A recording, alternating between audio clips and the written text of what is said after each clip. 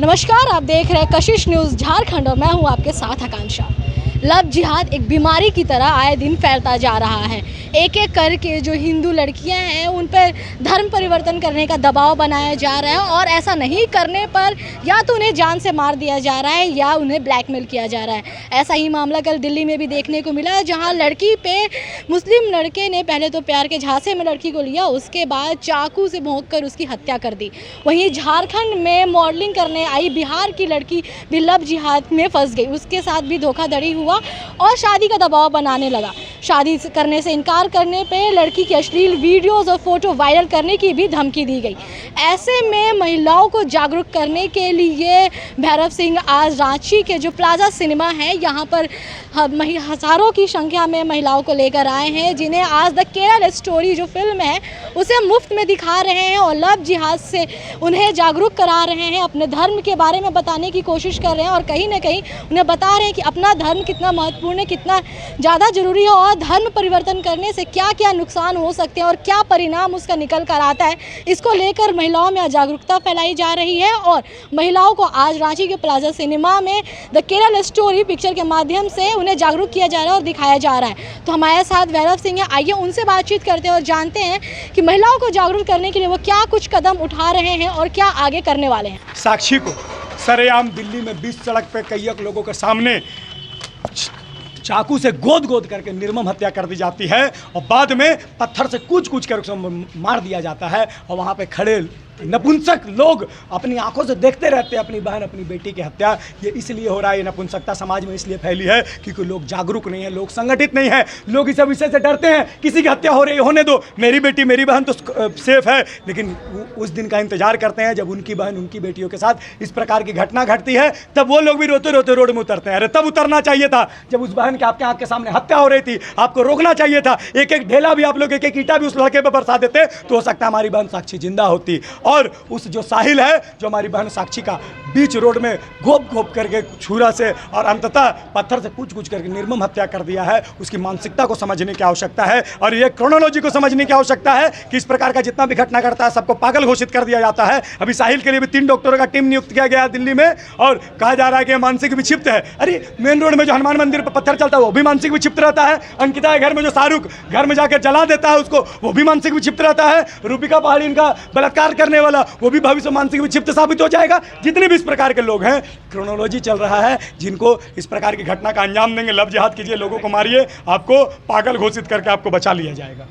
झारखंड में अभी मॉडल का मामला सामने आया है, उसने केस भी किया है कि उस विषय को लेकर के, तनवीर को लेकर के आप जो बात कर रहे हैं, रांची का जो है जो मॉडलिंग सेक्टर में काम करता है और जो है हमारी जो बहन है मॉडलर, उसको फंसाता है, उसको अपने लव जिहाद में फंसा करके अपना हिंदू नाम बता करके, जहाँ पर ध्यान दीजिएगा साहिल जो है उसके हाथ में भी मौली धागा था, इसके हाथ में भी मौली धागा, और बाद में उसको जब पता चलता है मुसलमान है तो बोलती है कि नहीं भैया हमको छोड़ दो, बोलती है नहीं धर्म परिवर्तन करो, हमारा धर्म है तो जान से मार देंगे। वो बहन मीडिया के सामने जा करके, नेशनल मीडिया के सामने सबको बोलती है कि भैया हमारा जान बचा लिए, उस लड़कों को पकड़िए नहीं तो अंततः मेरा भी वही हाल होगा जो साक्षी का हुआ है, डर के मारे। लेकिन अभी तक तनवीर खुले तौर पर घूमता रहता है। गिरिडीह की एक घटना है, कल ही घटना घटी है, जहाँ एक नाबालिग बच्ची को सुनने में आ रहा है, जहाँ एक नाबालिग बच्ची को बलात्कार के सामूहिक बलात्कार करके और उसकी लाश को कुएं में फेंक दिया जाता है, लेकिन विषय को उठाने वाला कोई नहीं है। कौन इस विषय को लेकर के आएगा? कितने बार हमें रोड पर उतरना पड़ेगा, कितनी बार हम हजारों लाखों बहनों से संकल्प लिवाना पड़ेगा कि अपने धर्म के प्रति जागरूक हो, शिक्षित बने, संस्कारी बने, लव जिहाद में नहीं पड़े। फिर भी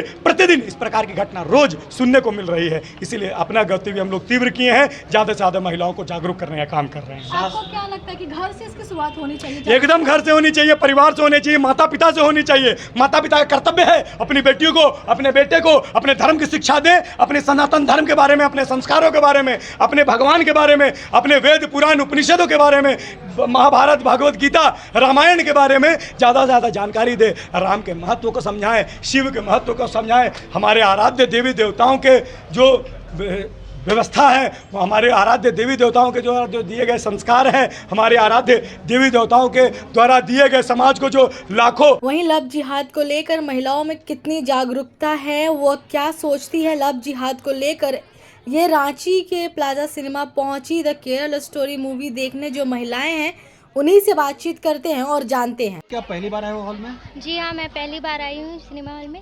पहली बार? कौन सी पिक्चर देखने आई हैं? The Kerala story. क्या मकसद ये पिक्चर दिखाने का आज आप लोगों को? ये स्टोरी का मकसद है कि हमारे देश में सारे बहनों के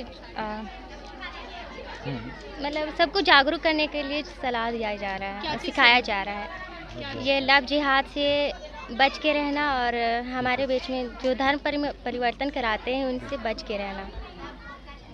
और हमारे भारत सरकार से ये रिक्वेस्ट है कि हमारे देश में इस तरीके से घटना जो घट रही है उनके लिए कुछ बहुत अच्छे तरीके से एक्शन लिया जाए, कठोर एक्शन लिया जाए, ताकि उन लोगों से ऐसे जो काम करते हैं वो उनको सज़ा मिल सके। क्योंकि अभी देखा जाता है कि कुछ सालों तक तो सज़ा होता है फिर भी, लेकिन छूट के चले जाते हैं और उनको कोई अफसोस भी नहीं होता इस वजह से।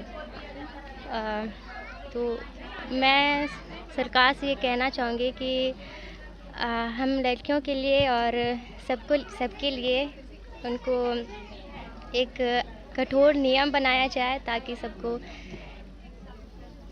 सुरक्षित मिल सके। मैं उन बहनों से भी कहना चाहूँगी कि आप अगर कोई वैसा व्यक्ति आपको बहलाने फुसलाने का कार्य करता है तो आप उनसे बच के रहें और वैसे झांसों में फंसने की कोशिश ना करें। बहुत खूब हुआ।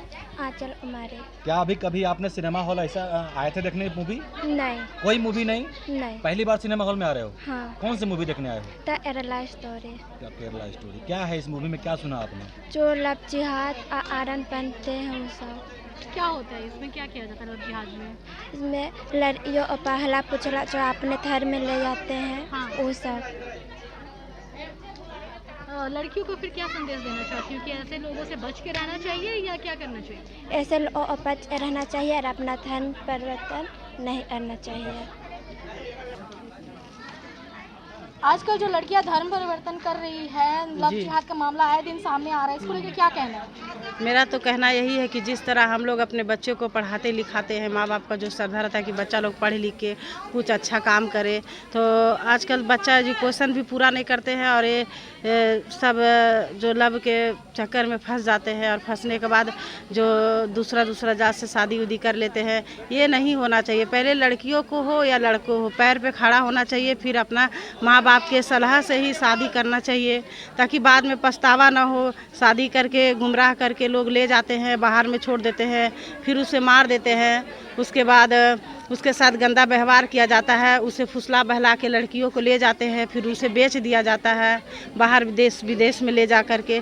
तो ऐसा नहीं होना चाहिए। हमें यही अनुरोध है कि जितने भी लड़की हैं जो हम लोगों के भारत देश में हो या विदेश में हो, कहीं भी लड़की का मान सम्मान और इज्जत दिया जाए। और हम लड़कियों को ये भी सोचना चाहिए कि हम लोग किसी के बातों में ना चले। हम लोग अपने माँ बाप के यहाँ जन्म लेते हैं तो संस्कार जिस तरह माँ बाप देते हैं वही संस्कार में हम लोगों को रहना चाहिए। लेकिन ये संस्कार हम लोगों का बहुत से लोगों के कहने पे गुमराह करके लड़कियों को बदनाम कर दिया जाता है। लड़कियों को अच्छा शिक्षा के लिए माँ बाप तैयार करते हैं, उसे लोग बर्बाद कर देते हैं। ये सब नहीं होना चाहिए।